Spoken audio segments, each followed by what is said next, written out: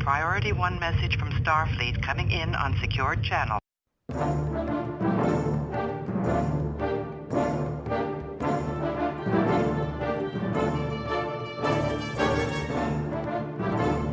You are listening to the TrekRanks podcast, a member of the Tricorder Transmissions Podcast Network. This is episode 29, featuring the top 5 one-off romances. Welcome, Star Trek fans. I am Jim Moorhouse, and I am the host of the TrekRanks podcast. And tonight we're continuing one of our series episodes that we didn't even really know was a series. So way back in episode 7 and episode 20, we did our one-off villains and our one-off heroes.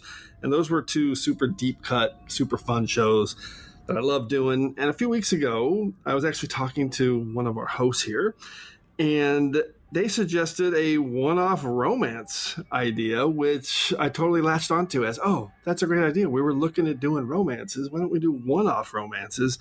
Make it a little bit easier. So we'll get into that in a second. And this topic is a little bit tricky. It's kind of tough to define exactly what a one-off romance is, but that's what we have our Diagnostic Cycle and our Prime Directive for. So we'll get into that. But first up, let's introduce who is joining us tonight. We've got Charlynn Schmiedt returning to TrekRanks for her second go-around after joining us back on episode 15, the top 5 episodes you grew to love, which is one of my favorite topics we've ever done. Love that one. Welcome back, Char. Hey, so good to be back. Thank you for having me. I love this podcast so much, so I appreciate the return invite. Ah, that is great coming from a prolific podcaster like yourself. Oh, you flatter me way too much. You have been through it all on a few different networks and a few different topics, and with my good buddy Tristan. I've done a lot of talking with that guy. Yes, I have. Yes, you have. All right, and our other host tonight is joining us for the first time via subspace all the way from the UK quadrant, where she actually has her own totally professional podcast called the Air Source Show, not Star Trek related. She's Captain Katharine Robinson, who is the person that suggested our one-off romance when we were trading some tweets and DMs. Katharine, welcome to the show. Thank you so much for having me. I have enjoyed my week of TrekRanks homework. Oh, it's a lot of fun, isn't it not? The best homework I've ever had. So you're actually a podcaster, but it's like your work or a professional podcast you do? Yeah, I've done kind of fun podcasting in the past with friends, but the only one that I'm actively doing at the moment is this professional worky one, which, So it's really nice to go back to doing something fun. Boo, work. All right, so give us your quick Trek origin story. I want to hear kind of how you got into Trek. It's a question we ask of all of our first-time guests. And you're a completist, right? You've watched it all? Yes, at least once, even if it was, 25 years ago. Yeah, so how did you get into Trek? So originally it was just something I didn't like.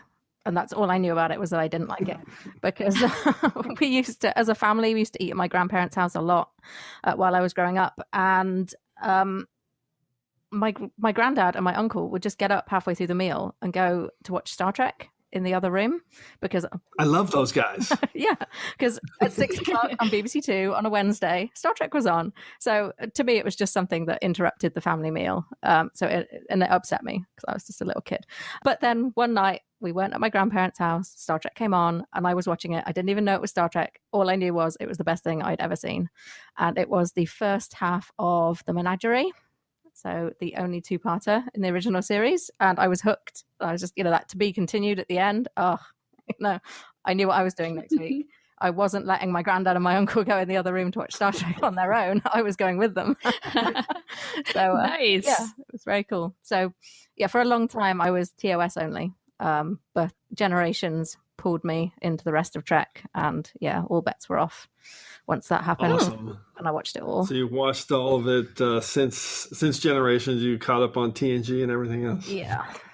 That is cool. The Menagerie is a great entry point into Star Trek because it is mind-blowingly good. Yeah, I just, looking back, I think, that is what appealed to 6-year-old me. This kind of weird, chopped up courtroom drama thing. And we invited Katharine on after she actually tweeted us, because I know you were traveling for work, doing a lot of driving, and you tweeted that I've been catching up on TrekRanks and my new goal is to be on TrekRanks. And I thought, that's perfect. Let's get her on TrekRanks. I bet she'll have some good answers. And you had a great idea for this show. So that is awesome. Let's do our quick TrekRanks reset, where our general order number one is that we love Trek, and we love to rank Trek via some deep dive topics to really just get the conversation started. And, hopefully when you listen, you'll have some fun with it and maybe think about a few episodes or ideas that you haven't thought about for a while. And nothing would make me happier than hearing about someone going back to maybe rewatch an episode and going back to see it, because that's what the show is really all about. And as our good friend, the Vulcan Master, likes to remind us each week, the main driver for all of our discussion here at the TrekRanks podcast is infinite diversity. In infinite combinations. That's right, Vulcan Master. Our mantra here is no wrong answers. It's not about being right or definitive in any way. It's just about sharing the things that we love about Star Trek. That's what this podcast is all about. We love Trek here, from TOS to TNG, straight through to Enterprise and the Kelvin timeline, and now Discovery as well. So it's all fair game here on the TrekRanks podcast. And remember that we use episodes as a shorthand, but the 13 films are always in play too. We just call everything episodes because it's way easier. Black alert. Black alert. And just a quick reminder that Discovery is now in play, so it can be selected at any time on TrekRanks. So hopefully you've caught up on Discovery, because Discovery spoilers could come out in our conversation. We'll see if there's any one-off romances in Discovery. I don't think there are, but we'll see. Who knows what somebody's Prime Directive might be. All right, that's always a lot to take in at the top of the show. Always like to do a reset, though, for people just joining us maybe for the first time. So before we get to our level 1 diagnostic, let's quickly power up the Argus array so our listeners know exactly how they can message us. Hailing frequencies are open. You can check us out on the World Wide Web at TrekRanks.com and at the TricorderTransmissions.com. And if you'd like to leave us a message with your own picks, you can do that at 609-512-LLAP. That's 609-512-5527. I'll give you that number again at the end of the show. You can also find the Tricorder Transmissions on Facebook. And for those of you enjoying all of our shows here at the network, you might be interested in becoming a Patreon, which you can do at patreon.com/the Tricorder Transmissions. As always, we appreciate the support from all our listeners. And finally, you can reach me on Twitter at TrekRanks and also at Enterprise Extra. So hopefully we'll hear from you, because the show is definitely better when we're hearing from you and getting ideas and lists from you, as Katharine can attest. So, all right, to wrap it up, Shar and Katharine, can you tell everybody how they can get a hold of you? Shar? Certainly. I'm pretty active on Twitter. My handle is @OhTheProfanity. And you can also catch me on the Nerd Party Network, where I'm co-hosting Punch It with Tristan Riddell. We talk about writing in Star Trek. Punch It. And you guys just did romances. I sent you a tweet about that. It was great. We did. We talked about romance in Star Trek, but not limited to one-off romance. Of course, right. We talked about everything from the good ones, the bad ones, the short term, the long term. We tried to cover it all, but you know what? We're going to have to do a part 2 at some point, because for as much ground as we covered, there's still way more. Way. There's always way more in Trek. All right, Katharine, how about you? How can people get a hold of you?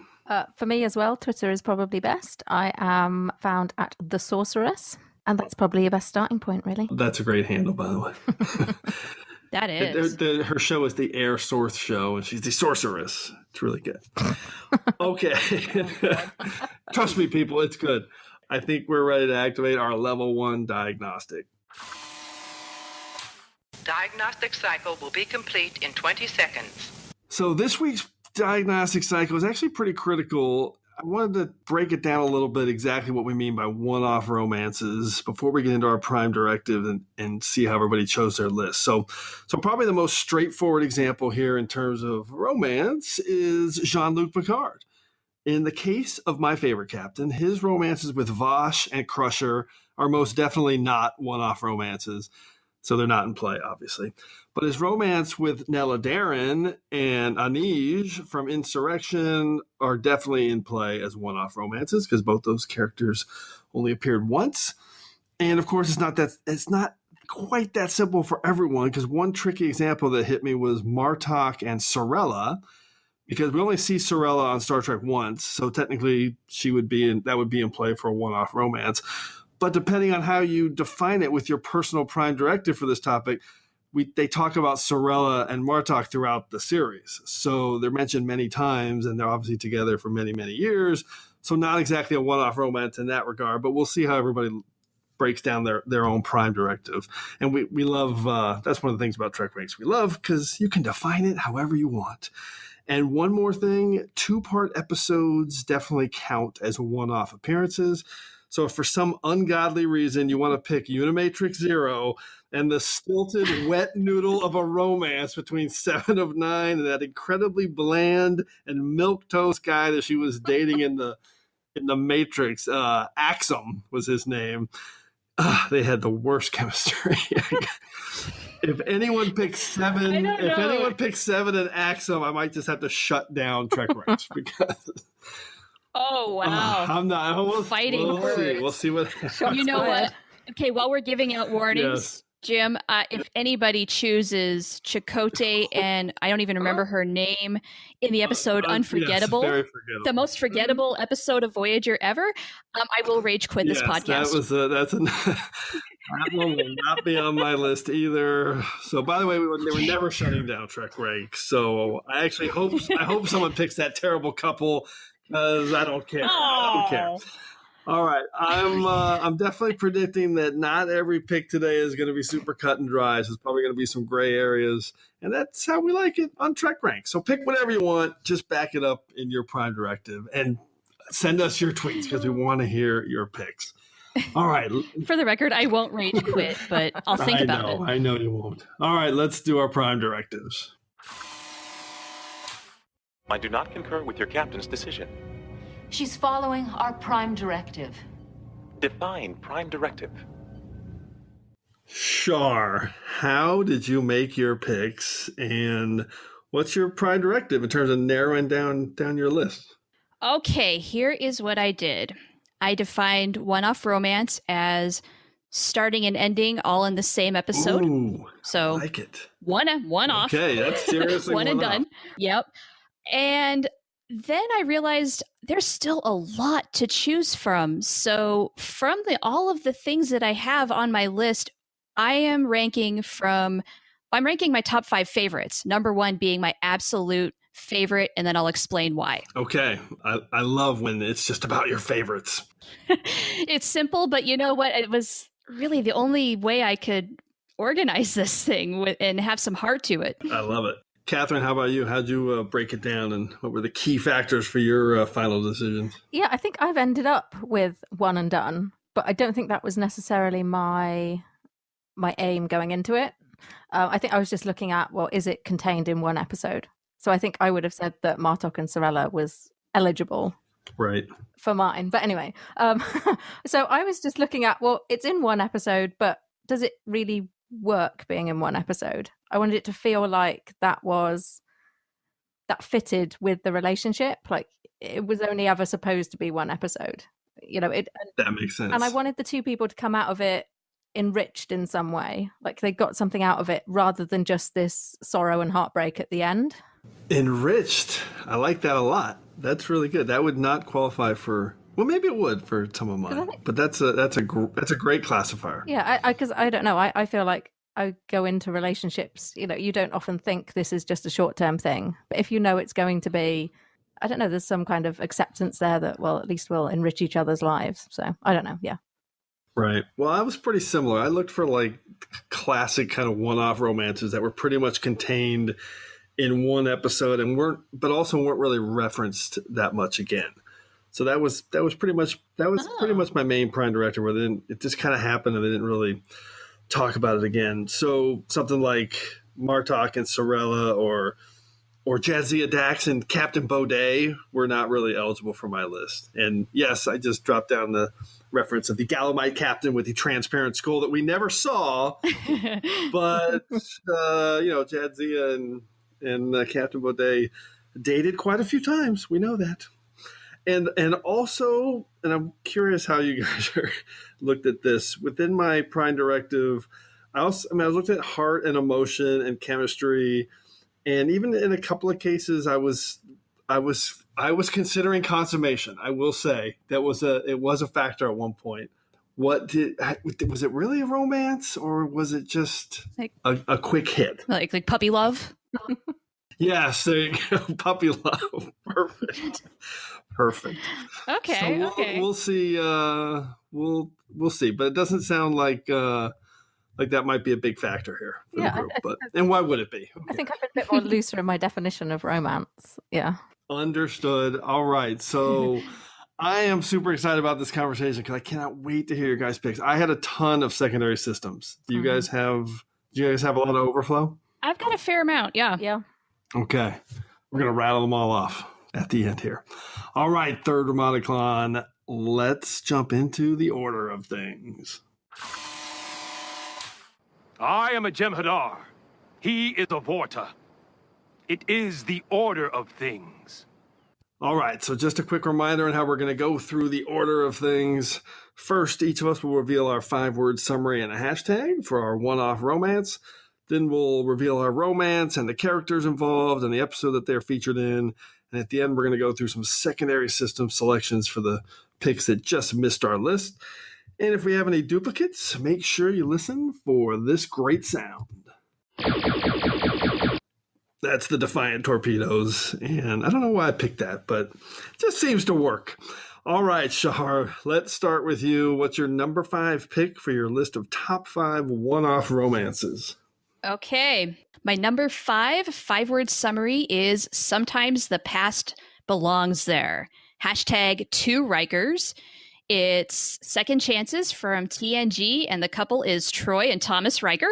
I am applauding right now. That is inspired. I didn't even consider this. Thank you. I love it. Oh, it's so good. Oh, I'm really surprised. I figured of my picks, since I just went for the ones that I enjoyed as both like just as a viewer, and I thought they were most fun and entertaining, that all of my picks would be duplicates. Oh, it's such a great one. Okay, so, does lightning strike twice? It kind of did here. Troy and Tom Riker certainly tried to make it happen in this episode, and I think they had some fun rekindling old feelings for a while, but when the painful realization comes out that they're in different galaxies as far as their futures are concerned, well, it was fun while it lasted, but they have to part ways. That's it. That's all. It's such a good pick. I didn't think of this one either. I do have one kind of similar to this coming up, but their relationship, it was so sad. It was so sad to watch it, kind of his excitement of having a chance again and realizing the exact same thing was going to happen. Yeah. And he was going to take off. Wow. Great pick. Katharine, what's your take on Second Chances? Oh, I love this pick. Just simply because it's one I didn't think of, and it's so good. But I think it's one of those ones which is just, I don't know, you see it and you know it's doomed from the start. For sure. which I just find infinitely frustrating. It's a very, very, very clever pick. Thank you. I don't think they consummated, but we're going to move on. I don't know, Jim. Okay. I don't know. All right. There were a lot of things going on in that workout session they were doing. Good point. That's right. I forgot about that. I swear we're not going to do that for every pick. Are you sure? Well, let's see what Katharine's got for her round 5 pick. What do you got, Katharine? Okay. I hope the Vulcan Master is on my side with this one. Okay, my 5 words. Archer earns his exobiology badge. Hashtag glimmering girl. Ooh. This is Archer and the Wraith in Rogue Planet. Wow. Good pick. I love that pick. I'm going more for, it's more romantic than it is a romance. Yes. I think that what she gives him is this amazing gift. She obviously sensed that he was different from the other people on the planet and knew that he'd probably help her no matter what form she presented herself in, and yet she picks something obscure from his memories that he would never have been able to experience otherwise. I just think it's this incredibly sentimental thing. It's not the most incredible episode, but yeah, I just think it's really romantic. I totally agree. This episode gets a bad rap for maybe the science of a dark planet and the floating in the middle of nowhere, which I don't really care about. But I love that it is a romantic episode. I think it totally works the way they connect. And even when you realize it's this wraith or whatever kind of creature, but I love the connection to the stories she tells or the stories she's representing from his childhood. And like you said, it's actually pretty romantic. I think it works pretty good. Char, what's your take on Rogue Planet?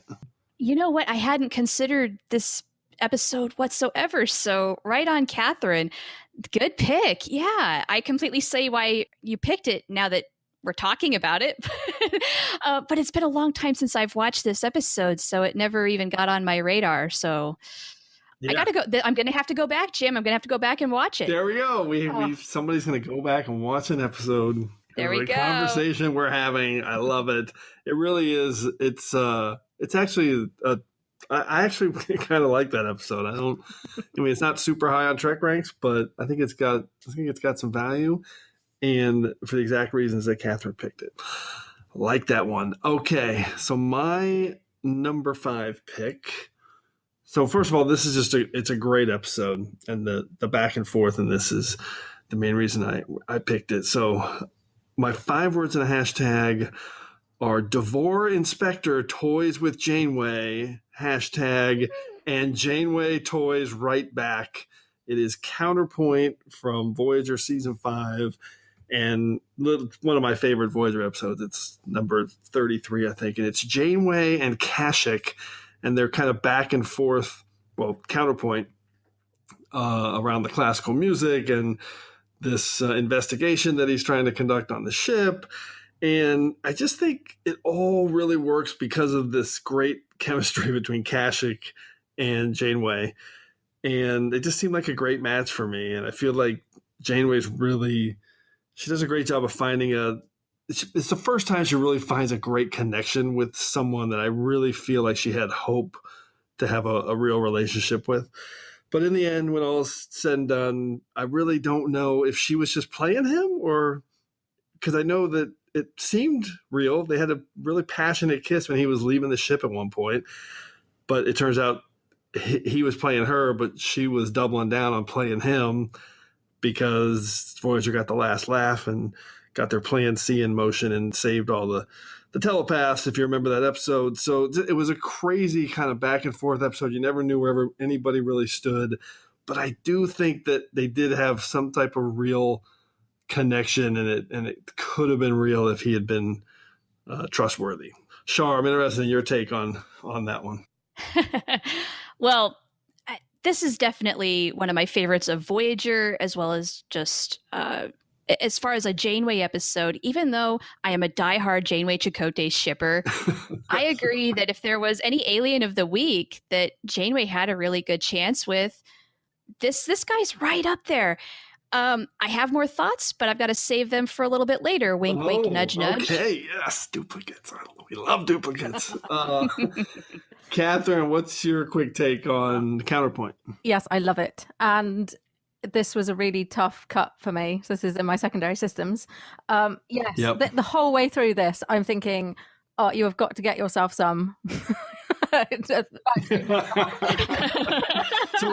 do we think they consummated or not? I don't think they did, but I was like, oh, come on, you've at least got to get yourself some smoochies here. The whole way through I was just like, yes, come on, at this guy. And yeah, I think she's honest with him at the end. She would have been willing to she would have been open to him staying, and I think she would have had the relationship, but I think she, as much as us as the viewer, were suspicious of him. But I think the whole way through, I was thinking, well, even if he is suspicious, I'd still, try and make out with him. So, yeah. Well, for sure, we know it's a super, super fun episode. Yeah. Okay, let's move on to round 4. Char, what's your number 4 pick for your one-off romance? My 5-word summary is, and this is a little awkwardly worded, but hang with me here. Impulsive sexual encounters, staying power. Hashtag fully functional. Yes, it is Data and Tasha Yar in the naked now. I considered this, but I decided I wasn't sure it was one-off. Yeah, why'd you pick it? Oh, come on! No, this is definitely a one-night stand. Did they consummate? Yes, they absolutely did. That is for sure. So, okay, this is a little bit of an oddball one, maybe, because their sexual relationship was brought on by this weird virus that made everybody feel horny and drunk, but. Despite Yar's plea for it never happened, something about this relationship lingered in Data, and that's why I picked it. You can see later on, after she dies, especially, like, he cherished his memories of being with Tasha. And then it kind of gets referenced here and there throughout the rest of TNG and even in Star Trek First Contact. So that's pretty powerful for a one-off romance, and especially with an android. I agree. Yeah. It resonates throughout the series because they reference it quite a few times, like whether it's Measure of a Man or some other references, or with in Legacy when Ishara Yar shows up, her sister. Yeah. So yeah. I think that's probably why I moved it off my list, but I definitely considered it because it does qualify for sure. Another inspired pick. Catherine, what's your take on the naked now? Yeah, I think I discounted it for the same reason as you, but yeah, I think it was a one-off, and yeah, so impactful, and like you say, him being an android, but yeah, it was clearly very special. Let's just say this show has been made better for you picking it, Char, because now I can drop in a fully functional line. Okay. So right now, I'm going to drop it in right now. And what I want now is gentleness and joy. From you, Data, you are fully functional, aren't you? Of course, but... How fully? In every way, of course. I am programmed in multiple techniques. A broad variety of pleasuring. Oh, you jewel. That's exactly what I hoped. Okay. Mission accomplished. I've done enough here. Good night, guys. Perfect. All right, Catherine, what's your number 4 pick? Okay, my 5 words are proof that Odo has nipples. Hashtag. I love it already. Hashtag bedroom eyes. This is Odo and Arissa in A Simple Investigation. I love this pick because I think that's such an underrated episode. I know. I watched it today just in preparation for this, and I'm like, yes, it's still good. Yeah. I won a bet actually based on this episode because some friends were having a conversation debating whether or not Odo had nipples, and I said that he did. and it was proven 15 minutes when later. I got this episode out and was like, here you go, here are the screenshots. Great. Thank you, Tricorder. All right, so why'd you pick it other than for that reason?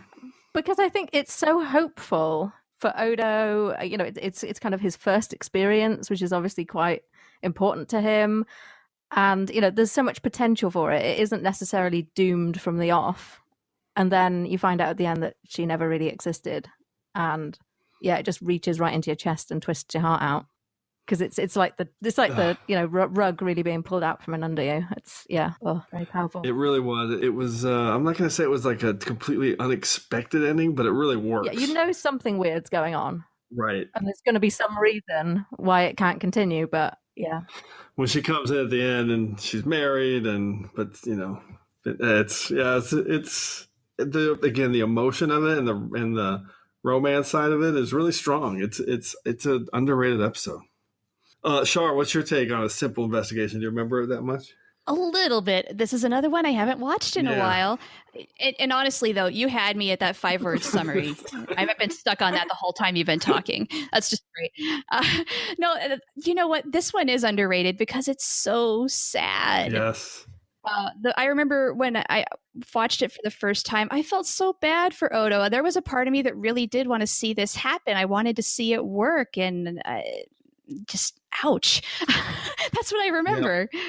And she She was really good. Good actress. Good casting. They had good chemistry. Yeah. It's a great. At the end, she kind of looks like a cobra. Yeah. Oh yeah. Yeah, think about that hood. next time you watch it. Yeah. No, it totally stands out. Listen, it's a great standalone episode. Really good one in DS9's later years.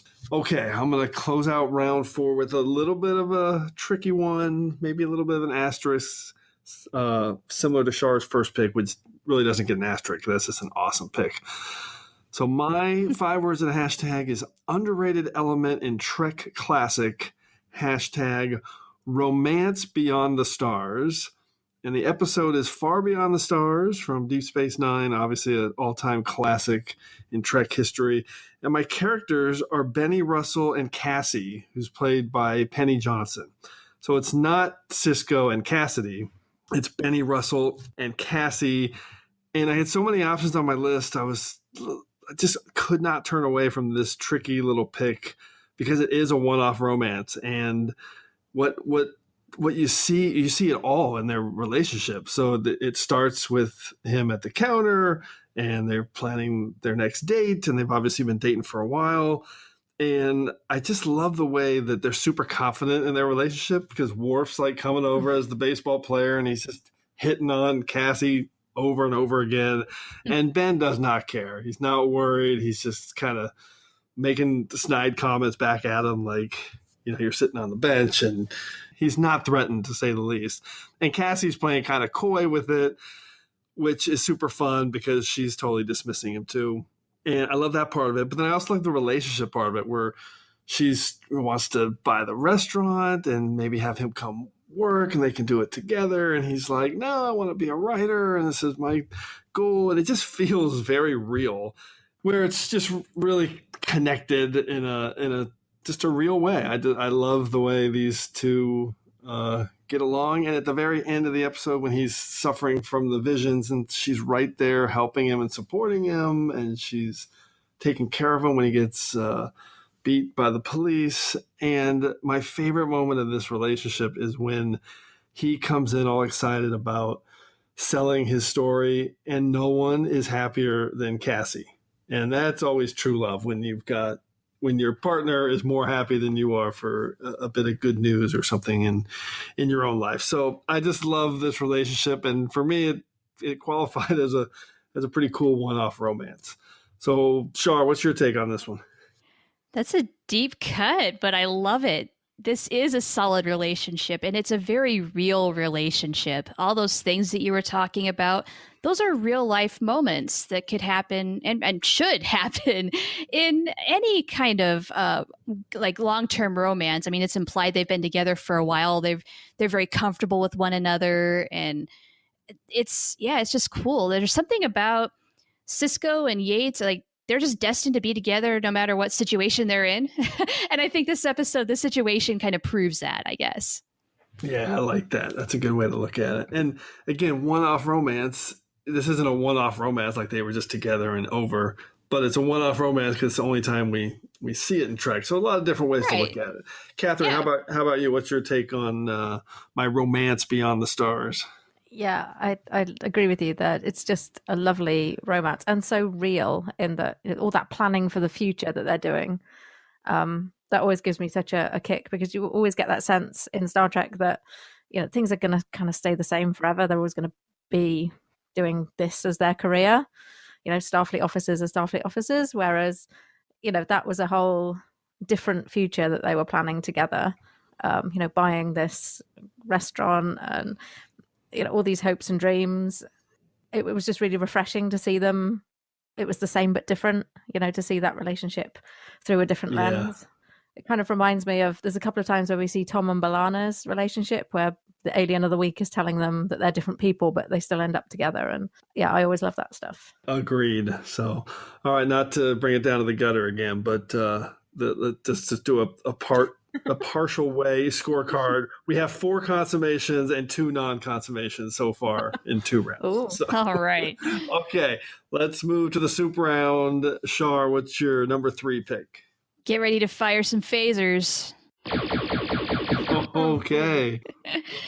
My 5-word summary is cat and mouse on point. Hashtag checkmate. It is Voyager's counterpoint. We already talked about it for a little bit. I love these two. They played this wonderful, intricate game of cat and mouse for the ages. They were certainly each other's match, and chemistry-wise, there was definitely things going on. They had a great spark. And maybe in another situation, like maybe in another life, they could be together, but it's just not meant to be in this situation.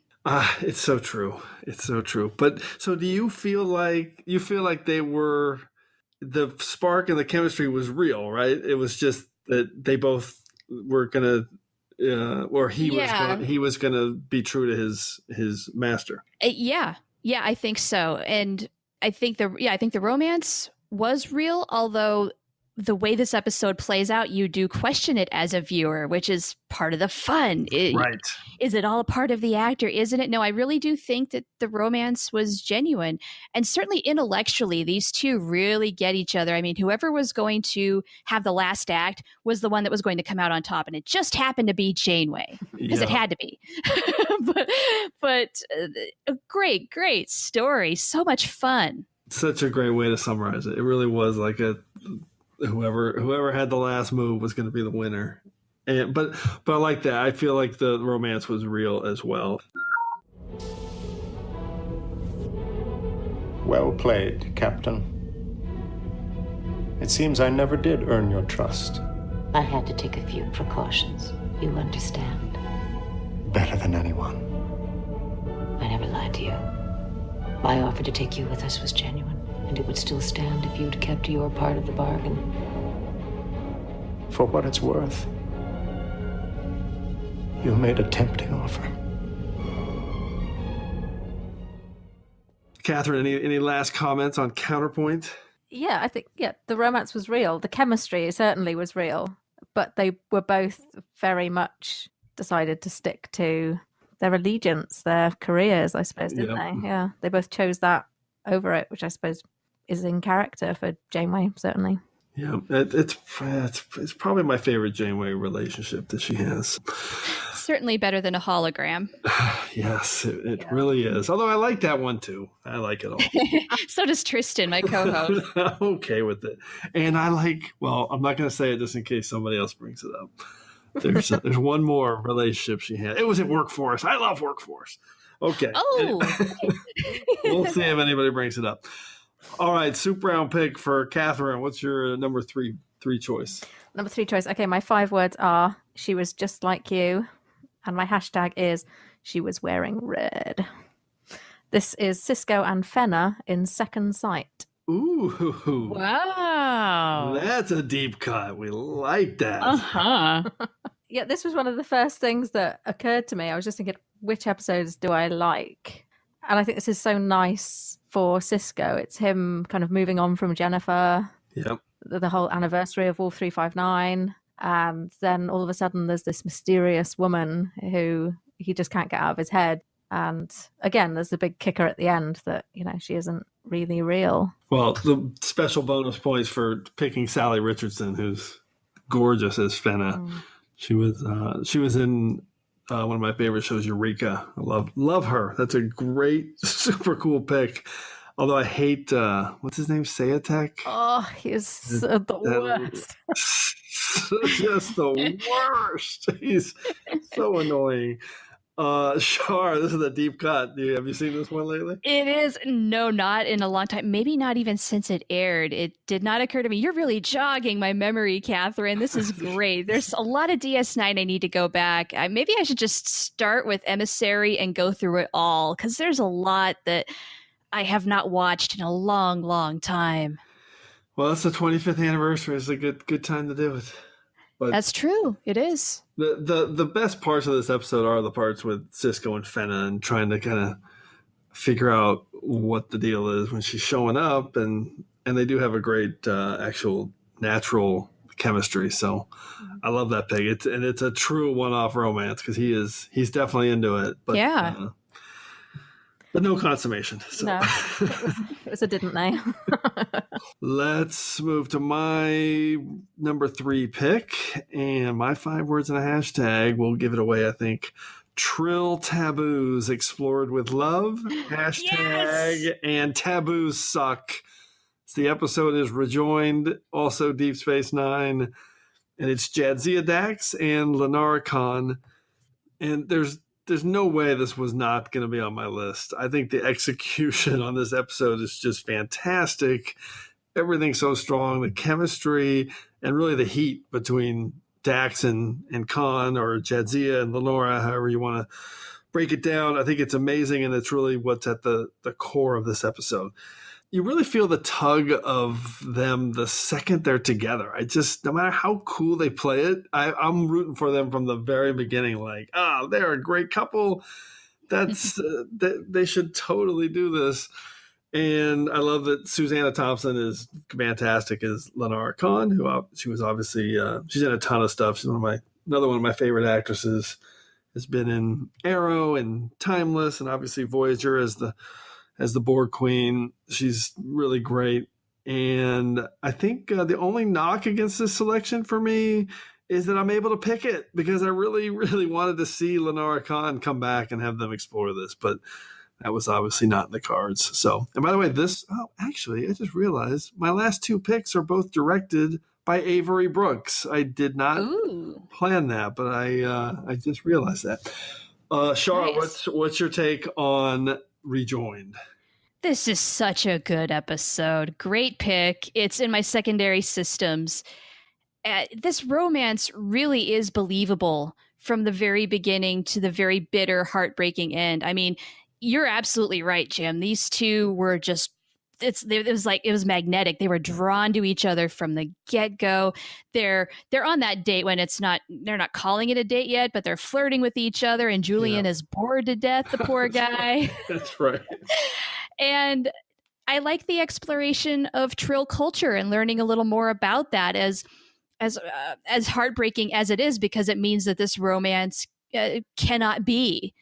And you're thinking the whole time, well, why not? Because you want it to happen. Clearly, these two have something going on, and it's a dirty old shame that they didn't get to explore it. Yep. Why not is what I was yelling as well. Yeah. Katharine, how about you? Yeah, this is another really tough cut for me. It was up there for a long time. It's so good, and just so many little things in it. So much of the Trill culture is set up, which pays off later when Esri comes along, and just so many tiny details are so good. Like the Klingon earrings just always stick with me, and that exchange of the earrings is just so good. Yeah, the whole way through, just their magnetism, the chemistry between the actresses is just Yeah, it's really so good. Really well written, well directed. The whole episode just works on every level. So fantastic and groundbreaking and kind of forefront for Trek in the 90s there. Yeah, first same-sex kiss. I remember this was a very big deal when it aired in 95. Yeah, 90. Yeah. There was some concern that some affiliates would not show it. Wow. Well, I know. We've come a long way. Still a long way to go. Yeah, I wanted this on my list really badly because it's all so heteronormative that, I could die. Right. It's I think it was one of those, again, doomed from the start things that. Yep, totally. I do think a lot of the listener feedback people will include Rejoined as a pick, and I couldn't keep it off my list. I love it so much.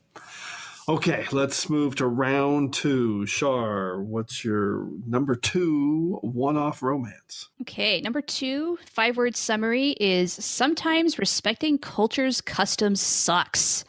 Hashtag it's time to die.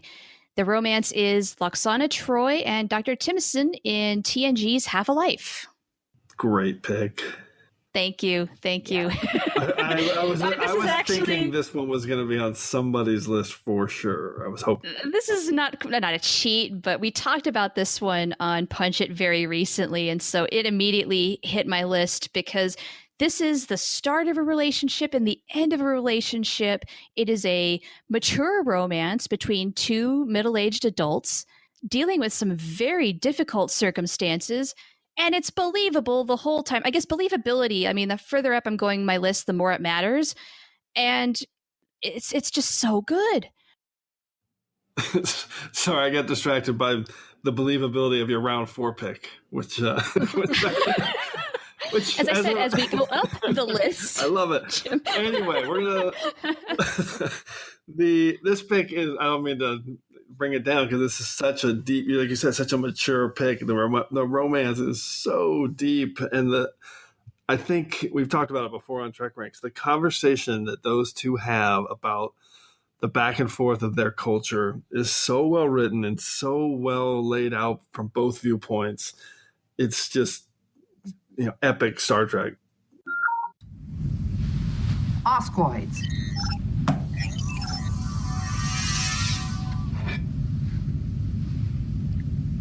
What's that? Oscoids, a Beta Z delicacy. Looks very interesting. Should tried it while you were still alive. No reason to bother now. Why 60? Why not 62, 58? A reasonable age had to be set. But it's not reasonable. Certainly not in your case. You're as vital and healthy a man as I've ever known. That is why I wish to say goodbye to my family and colleagues while I am this way, in full command of my faculties, knowing that they will always remember me as a strong and vigorous man. But it makes no sense. Some of your people could still be active at 70 or 80, and others might be seriously ill at 50. How cruel of you to make them wait so long to commit suicide. Setting a standard age for the resolution makes it uniform for everybody to ask individual families to decide when their elders are to die. That would be heartless. I agree. Why not let everybody die when they die? It's fantastic, and you feel it all the way through, right to the end when she says, all right, I'm going to beam down and be part of this with you. It's brutal. Yeah, it is brutal, but it's also really touching. Yep. I mean, for as kind of like whimsy as Lwaxana Troi can be, I'm on board with her pursuing this romance, and I think she really is in love with this guy. Why? I'm not entirely sure, but she's really, really into him. I mean, and he's into it too. And it just so happens that they met, what was it? Maybe a week before he had to die. The poor guy. Wasn't very long. But it was a hot and intense romance for as long as it lasted. Yeah, it was really great. Katharine, what's your take on Half a Life? I think it's one of those episodes that I haven't seen probably since I first watched it. So it's one I'm going to go back to. But yeah, just that. It's deep. I think it's that lovely notion that no matter where you are in your life, romance can come along. And that's a wonderful, hopeful message that I think Star Trek's really good at. For sure. I'm wondering why Char's questioning why Lwaxana is picking Timothy compared to all her other choices she's made in Trek. Well, I mean, he's at the top of the list. She's so random. It's like, I pick you. You're right here. Let's go. That sounds like Lwaxana. Yeah. Just maybe not wondering so much why, as in, I don't know, just how instant it is. For sure, yeah. We're gonna do a sub podcast on just Lwaxana's one-off romances later. So you'll have a whole mini series. Classic. All right, round 2 pick for Katharine. What's your number 2 one-off romance? So this one is the one which inspired the whole topic. Oh, great. And originally I thought it would be like my number 5 pick or something, but as I've been going through, no, it's bubbled up to number 2. So yeah, for what it's worth, the 5 words are: interspecies fling trashes Tuvok's quarters, #fine specimen of Klingon womanhood. Wow. Nice. This is Neelix and Chirega in Prophecy. I so wish I would have made this pick. This might be the all-time deep cut list we've ever had on TrekRanks, Katharine. I love this pick, and poor Tuvok. Oh, no. Computer, open this door. Access to these quarters has been restricted. On whose authority? Neelix. Mr. Neelix, open this door. I'll be there in a minute, Commander. That's my board. Computer, security override, authorization Tuvok, high.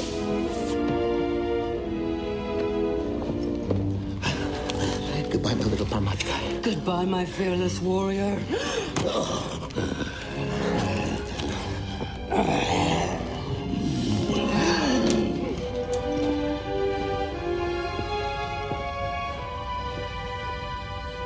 really gonna miss her. This is what space romance is all about for me. It's those ships crossing in the night. It's two people taking advantage of an opportunity to experience something new and wonderful. And I love Neelix in this. You know, there's so few episodes where I really just feel I'm so on board with Neelix. And this is one of them. Same. He's just like, there's an opportunity here and I'm going to take it. And and he just has some fun. And looks genuinely happy for it. He does have some fun, and our consummation count continues to grow. For sure. Char, what's your take on Prophecy? This is such a good pick. I love this episode. I love this romance. I do feel bad for Tuvok. Nobody should have to deal with this, and especially Tuvok dealing with Neelix and his remnants of this romance. But it's so great. I'm laughing and just having a good time even thinking about it. It's so good. It really is. All right. My round 2 pick, my 5 words and a hashtag, world grateful. By the way, I hope I don't get in trouble for this pick, because the trafficking elements of this episode, while complex, are not exactly something I'm going to defend. So I'm just putting that qualifier out there. My 5 words and a hashtag, world grateful for Famke introduction, hashtag I am for you, Ulrich of Vault. And the episode is The Perfect Mate from TNG. And again, another one of my favorite episodes. And the characters are Picard and Kamala, because I love this romance and the connection and the chemistry and beyond, the terrible plot point that's kind of set up that they're basically an arranged marriage for this empathic metamorph. This episode for me is a total home run because of the way that Famke Janssen portrays Kamala. And I love this kind of unique take on the characteristics, the way she takes on the characteristics of potential mates. And she portrays it really well. By the way, it's Famke's first acting role.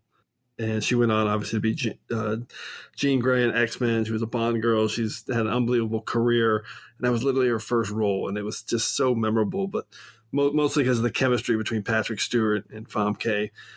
And I love this line at the end where Picard says, don't do this thing you do. And he's trying to just sit there. I'm really quite dull. I'm just trying to be as dull as possible, because she's obviously trying to connect with him. So at the end, when she tells him that she's imprinted himself on him, that just broke my heart. And I want to hear your guys' feedback on this pick. And this is actually the big question of, did they consummate? Because that's actually a plot point where I'm like, I'm not sure if they did or not. I don't think they did, but she obviously imprinted herself on him so that she was going to be connected to him for the rest of her life, while she went off and married this boring Ulrich of Vault. So, Char, what's your take on The Perfect Mate? I'm going to vote no. They did not consummate, but it's a tough call. This is a really good episode. I see why you picked it. It's a romance. It's got a lot of social commentary around it, and I'm sensing a pattern too among our picks. Either the doomed to fail romances or the puppy love / hit in the sack romances. True. That seems to be a trend. Seems like the one-offs are one or the other. Yep. And this is definitely a heartbreaker, just because she has to go off and marry this guy. And it's too bad. There's good chemistry here. It really is impressive, the chemistry, and the acting between the two of them is just so impressive. Would you like some tea? Thank you, but I should prepare for the ceremony. Let me help you with pronunciations. Oh, I think I can muddle my way through. Please don't leave. Talk to me. I love the sound of your voice.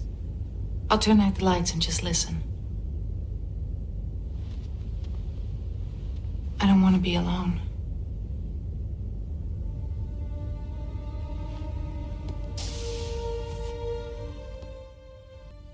The lights stay on. Katharine, what's your take on the perfect mate? Because it can be there's people who look at it as a controversial episode.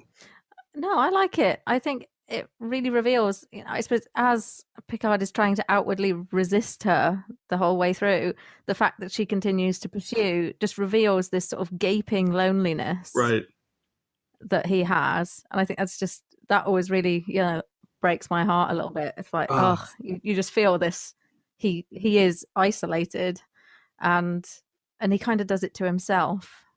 Yeah, it's so hard. Totally. Yeah. But then he worries about what she will turn into when she imprints on this guy.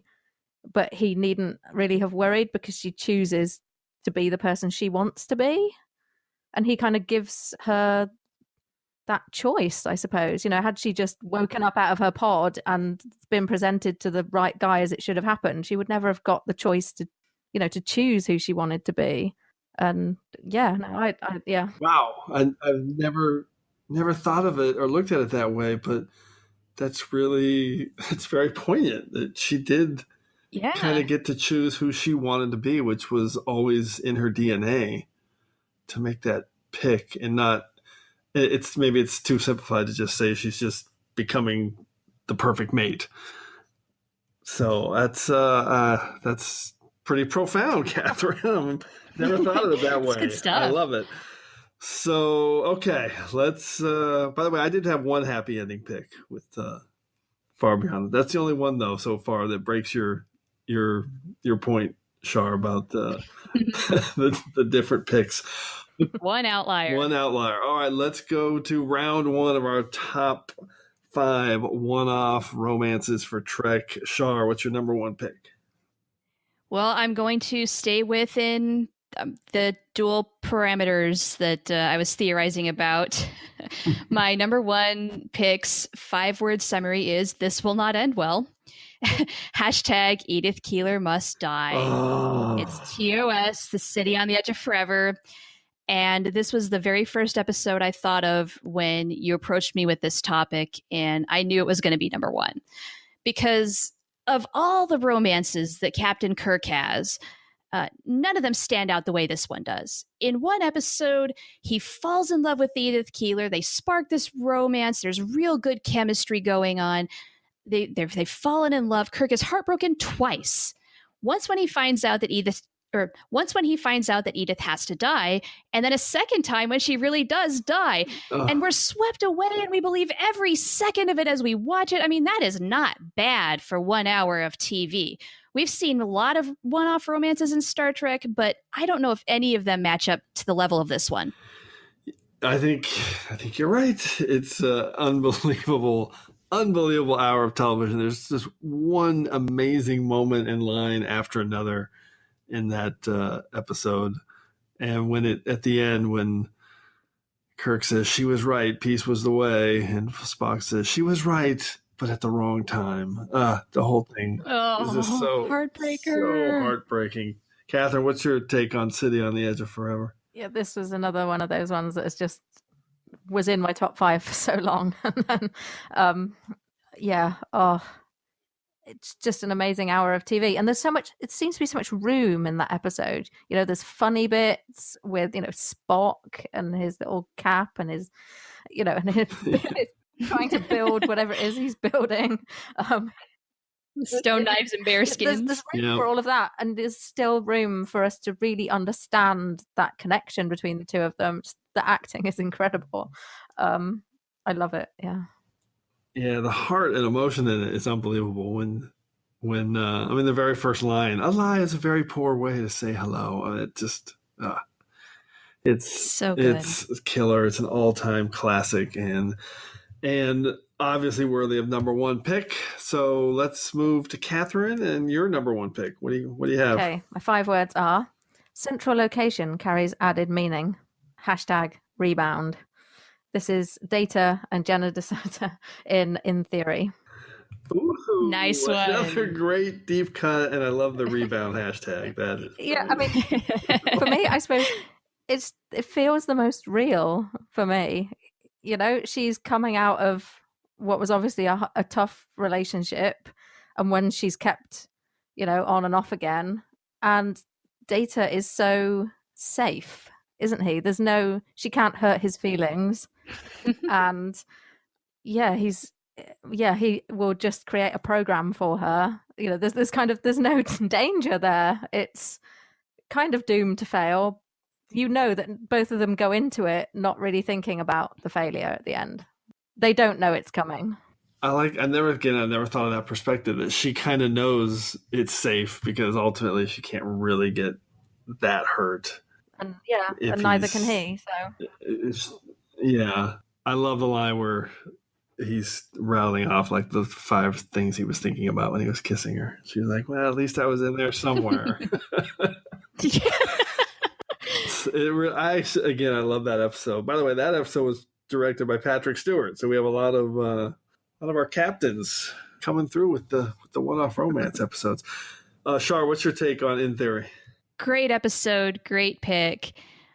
One thing that really stands out to me with this one-off romance is I do think at the end of it, both people, Data and Jenna, come out of it better having had the romance and the experience. Yes, I think that was another reason it was at the top for me, because they both clearly really got something out of it. I think that's right. Yeah. And I love what you said about Data being a safe pick. Maybe vice versa, too. I mean, this is Data going through the motions of a relationship, what he thinks a relationship is. He learns a lot from that. She learns, she's looking just for a decent guy. You can't get a whole lot better than Data. He'll be as polite as he's programmed to be. It's a great dynamic to explore, too. It's a lot of fun to watch, but it is doomed to fail. It's another one of those. It definitely is. Maybe the problem is you. All right. What's wrong with you tonight? My most recent self-diagnostic revealed no malfunctions. Perhaps there is something wrong with you. I've never seen you behave so foolishly. Why are you doing this? You don't tell me how to behave. You're not my mother. What? You are not my mother. That is the appropriate response for your statement that I am behaving foolishly. Data, I think you should just leave. You do not wish to continue our lovers' quarrel? So did they? No. Although Okay. One of my strongest memories of watching this episode is watching it with my uncle and my granddad, and my uncle just making lots of very lewd comments about Data. Yeah. Okay, won't ask. I can see that. Okay. Well, let's jump into my number 1 pick. And it's The City on the Edge of Forever. I mean, let's not kill the suspense, but it clearly had to be my number 1. 5 words and a hashtag. Jim, Edith Keeler must die. Hashtag no.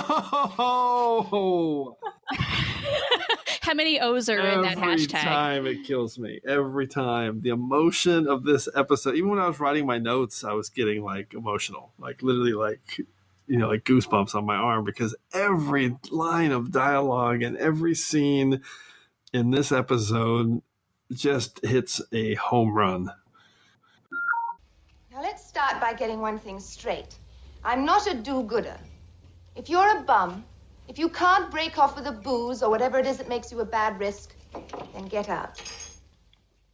Now, I don't pretend to tell you how to find happiness in love when every day is just a struggle to survive. But I do insist that you do survive, because the days and the years ahead are worth living for. One day soon, man is going to be able to harness incredible energies, maybe even the atom. Energies that could ultimately hurl us to other worlds in some sort of spaceship. And the men that reach out into space will be able to find ways to feed the hungry millions of the world and to cure their diseases.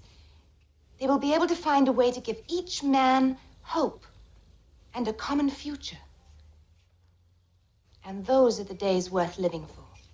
I love it at every level. Joan Collins is amazing. Shatner's amazing. Their chemistry is super real.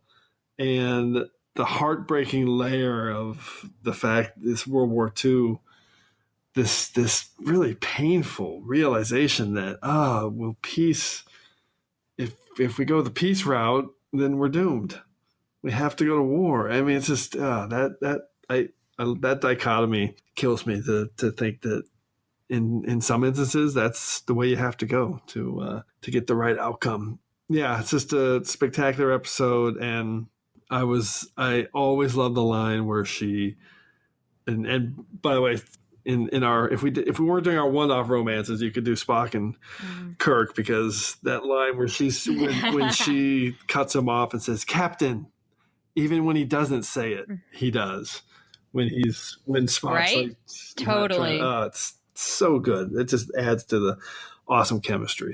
All right, any other thoughts on your guys' end on City on the Edge of Forever? It's peak TOS. Yeah. It is peak TOS. It's amazing. I've got a few other TOSs in my secondary system, and we're not gonna sully this show by even supposing in any way, shape, or form that they consummated, because they did not. Just to be clear. Are you sure? Come on, it's 1930. She's a social worker. Come on. People were doing it in the 30s. I mean, Bible thumper. Okay, maybe they did. I'm kidding. Nah, come on. It's Joan Collins. Okay, maybe I don't know.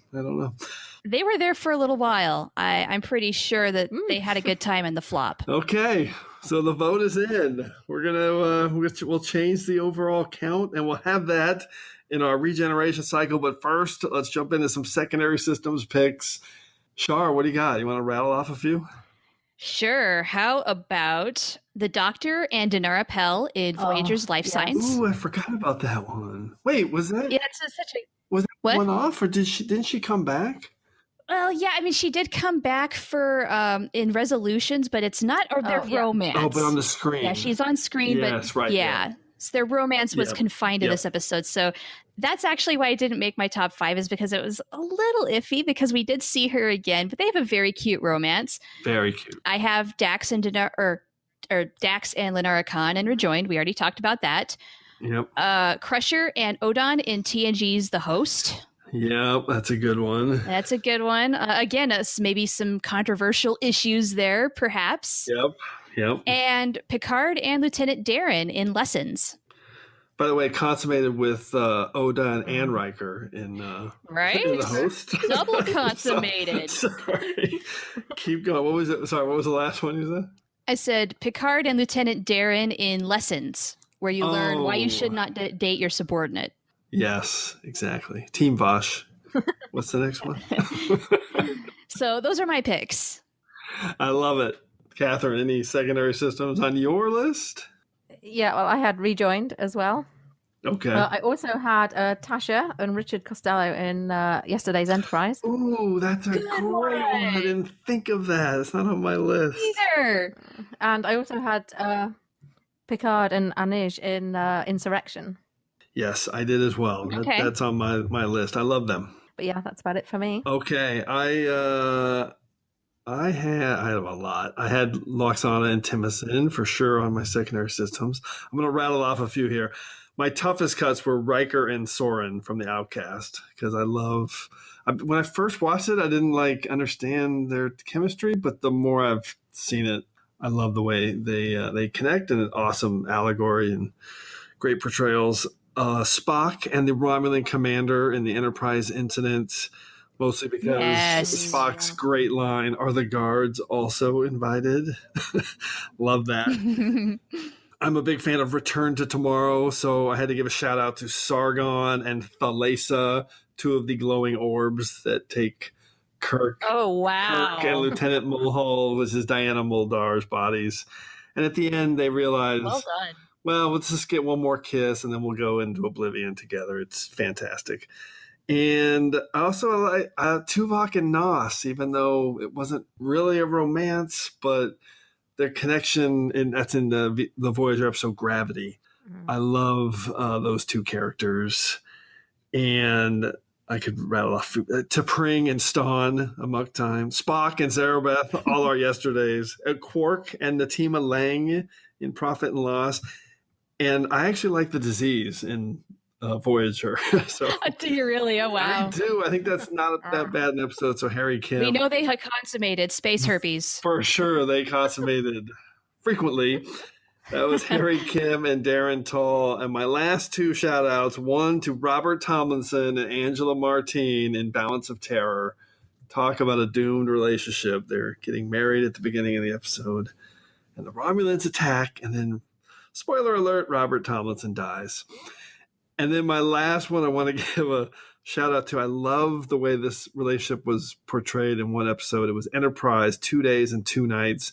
And it was Hoshi and her storyline in that episode where she was hooking up with this guy that she met and practicing all her languages.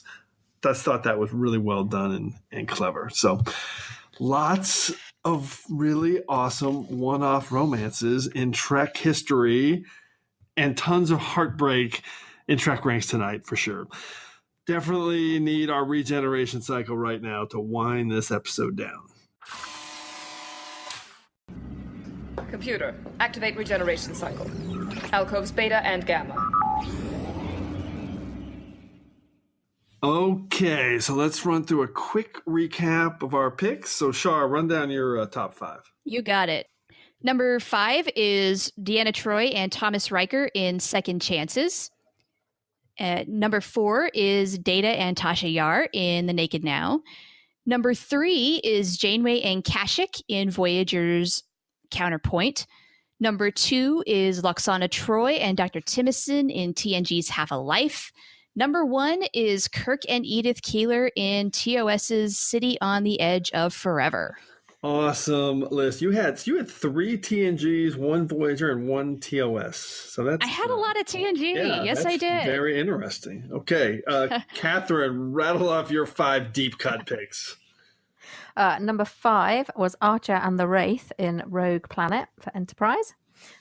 Number 4 was Odo and Orissa from A Simple Investigation. Number 3 was Benjamin Sisko and Fenna from Second Sight. Number 2 was Neelix and Chirega from Voyager's Prophecy. And my number 1 pick was Data and Jenna from TNG's In Theory. Amazing. I mean, it literally might be the craziest deep cut list we've ever had. And I say craziest in the best way possible. So you had 2 Deep Space Nine, 1 TNG, 1 Voyager, and 1 Enterprise. And my top 5 were Janeway and Kashyyyk in Voyager's Counterpoint, Benny Russell and Cassie in Deep Space Nine's Far Beyond the Stars, Jadzia Dax and Lenara Khan in Deep Space Nine's Rejoined, Picard and Kamala in TNG's The Perfect Mate, and of course James T. Kirk and Edith Keeler in City on the Edge of Forever, TOS. So I had 2 Deep Space Nine, 1 Voyager, 1 TNG, and 1 TOS. So we had a real unbelievably great cross-section here of picks. We did not have a Discovery pick, which I thought might be the case. So the breakdown was 1 from Enterprise, 2 from TOS, 3 picks from Voyager, 4 from Deep Space Nine, and 5 TNG picks. We had 2 duplicates, and the final count on the consummation, which somehow we did track, was 8 consummated, 7 not consummated. And people are going to be really annoyed at how many times I said consummated on this episode of Trek Ranks. Somebody can do a supercut. Please, nobody do that. All right, great conversation this week, but we've once again entered a temporal causality loop. So before we can depart, it's time to hear from you. The Enterprise has been caught up in a temporal causality loop, and I suspect that something similar may have happened to you. So this week, we're jumping back to episode 27 in our top 5 high-concept Enterprise episodes. That was our first ever episode focused solely on Enterprise, which was a lot of fun, and we got some great feedback like we always do to guide us through our temporal causality loop.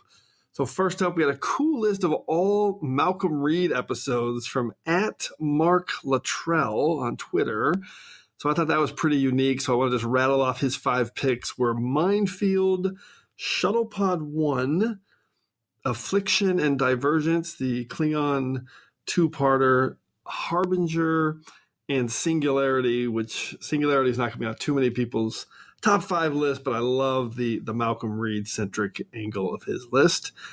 And second, I wanted to highlight a great list of deep cut choices from @JTSiren76, who chose his top 5s were Unexpected. They were all deep cuts. I love this list. Unexpected, North Star, Carbon Creek, which I guess is actually not a deep cut, and then Extinction, which is a very infamous episode of Enterprise, but it is a high concept for sure.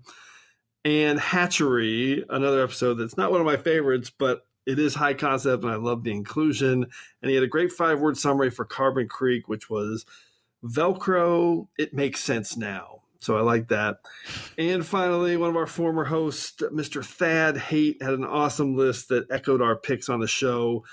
He had we had Adam Uno and Jen Tift on that show. And I wanted to call it out because his top 3 picks were Dead Stop, Similitude, and Observer Effect. And I'm calling that one out because I know he submitted his list before listening to the show. And spoiler alert, those 3 episodes were the 3 duplicates on the show. So I thought that was kind of a cool little coincidence and a true temporal causality loop. So now that we've exited, I just want to say thanks again for everyone for all your amazing responses to TrekRanks. Keep your list coming to me @TrekRanks so we can retweet them, because the show is definitely better when we're hearing from you. And you can put your own list together and send us your top 5 one-off romances. So give us a call and tell us your list. You can call us at the Tricorder Transmissions at 609-512-5527. That's 609-512-LLAP. So hopefully we'll hear from you and you can be featured on the next episode of TrekRanks. And on the next episode of TrekRanks, well, actually, we aren't really quite sure. We're not ready to lock in the next episode topic yet. But we're planning on a fun topic for release in early June to celebrate Pride Month. So for now, we're just going to engage the cloak. And we're going to put our final touches on that next topic. So keep your eyes on TrekRanks.com and TrekRanks on Twitter, and we'll keep you posted on that topic. So Char and Katharine, before we wrap it up here, just want to give you guys a huge thanks for your awesome Trek picks. This is such a great topic, so much fun. I hope you guys had fun. Oh, abso-fraggin-lutely. This was a lot of fun. I am surprised we did not have more duplicates, but there are a lot of one-off romances, and I think our Prime Directives helped us get a nice range of picks. Thanks again for having me on. It was a wonderful time. Thanks, Char. Katharine, just want to say again, love your deep cuts. We're going to have you back on because that's our favorite thing at TrekRanks. The deep cuts are my favorite bit. Yeah. And also the being positive about all Trek is just wonderful. There's too many people who are busy hating what they love. So that is the truth. I could get on my soapbox right now, like Father Sisko in Far Beyond the Stars, and go off on that topic because there's just too much negativity. Yeah. That's why we do it. Yeah. Best reason I've had to stay up late in a long, long time. Thank you very much for having me on. And you are up late as we record this. So thank you so much. Awesome stuff. We'll get you guys both back on. We'll stay in touch on Twitter. And finally, I want to thank everyone for engaging with us here on episode 29 of the TrekRanks podcast. As always, I want to close by saying I'm looking forward to standing with you again here in this place where I belong. Kiss me. What were you just thinking? In that particular moment, I was reconfiguring the warp field parameters, analyzing the collected works of Charles Dickens, calculating the maximum pressure I could safely apply to your lips, considering a new food supplement for Spot. I'm glad I was in there somewhere.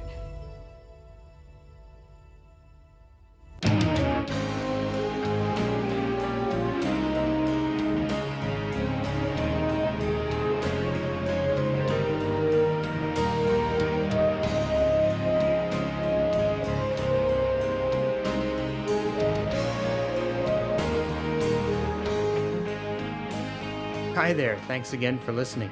If you're cruising the galaxy looking for even more Trek talk, why not visit our good friends Bill and Dan over at TrekGeeks.com? They've got a great podcast that covers a wide range of Star Trek topics, so you're sure to find something you'll love. And if you're in the mood for some awesome tunes, then you really need to head over to 5yearmission.net. The guys are rating a song for every episode of the original series, and each one is absolutely brilliant. So that's TrekGeeks.com and 5yearmission.net. Check them out today.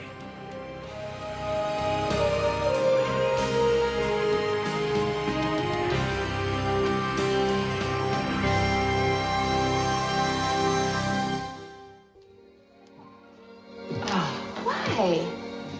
What is so funny about man reaching for the moon? How do you know? I just know, that's all. I feel it. And more, I think that one day they're going to take all the money that they spend now on war and death And make them spend it on life. Yes.